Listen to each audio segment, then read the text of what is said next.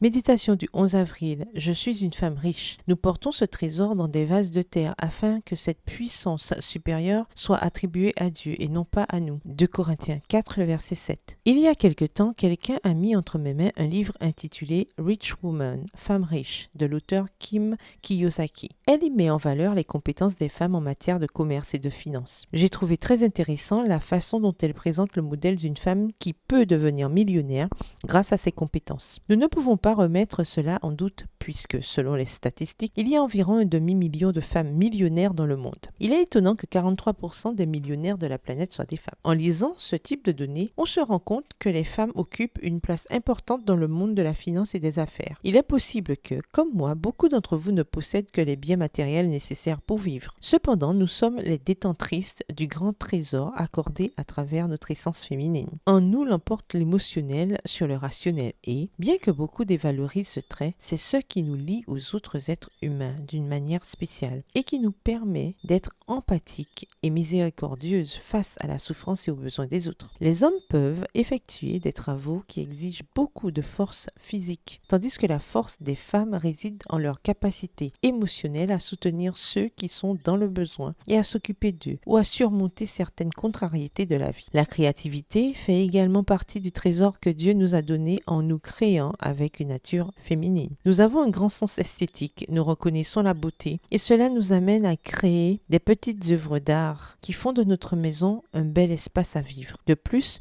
nous pouvons aussi faire plusieurs tâches simultanément en peu de temps et avec une grande efficacité. Prendre soin du bébé, préparer à manger pour la famille et conseiller les enfants plus âgés dans leurs devoirs scolaires sont des choses qu'une femme peut faire en même temps sans se sentir dépassée. Chers amis qui écoutez cette méditation, découvrez votre trésor et sentez-vous riche. Même si vous n'êtes pas riche d'un point de vue matériel, ne cessez pas pour autant de voir et d'apprécier la richesse émotionnelle et spirituelle que Dieu vous a donnée. Ne la gaspillez pas en des choses banales, superflues et inutiles. Mettez-la au service de Dieu et vous aurez des résultats ici sur terre et vous aurez des trésors au ciel. Bonne journée, que l'Éternel vous bénisse.